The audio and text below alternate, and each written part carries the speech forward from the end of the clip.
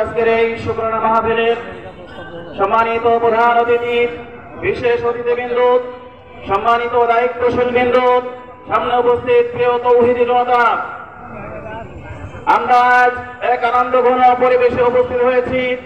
যারা মাত্র 9 মাস 10 দিন আগে আমাদেরকে নিষিদ্ধ করে আনন্দ মিছিল করেছিল, মিষ্টি বিতরণ করেছিল, তারা আজ তাদের আসল প্রাপ্য বুঝে পেয়েছে।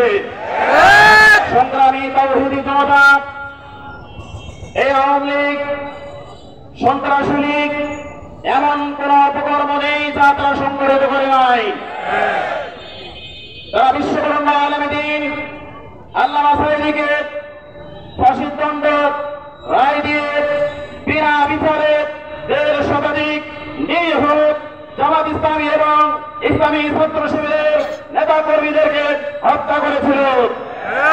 যারা আমাদের ভাইদেরকে হত্যা করেছিল, সেই হত্যাকারীদেরকে বাংলার জমিনে জনতার আদালতে বিচার কার্যকর করা হবে। যতক্ষণ না পর্যন্ত একটি ইনসাফপূর্ণ সমাজ আমরা গঠন করতে না পারবো, ততক্ষণ পর্যন্ত আমরা আমাদের আন্দোলন চালিয়ে যাবো ইনশাআল্লাহ। সংগ্রামী তৌহিদি জনতা, যতক্ষণ পর্যন্ত ফ্যাসিবাদের পূর্ণ শিকড় নির্মূল না হচ্ছে, ততক্ষণ পর্যন্ত আমরা ঘরে ফিরে যাব না। আমরা একটি সমাজ ব্যবস্থার স্বপ্ন দেখছি।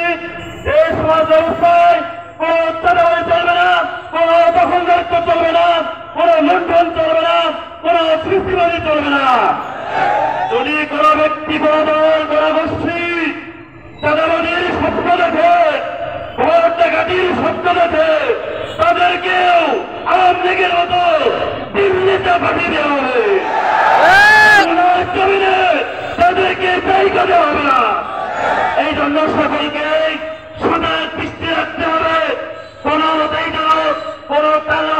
নির্বাচন দিয়ে বাংলাদেশের স্বপ্নকে প্রশ্বাস করে দিতে না পারে। সকলকে ধন্যবাদ জানিয়ে আমি আমার সংক্ষিপ্ত কথা শেষ করছি।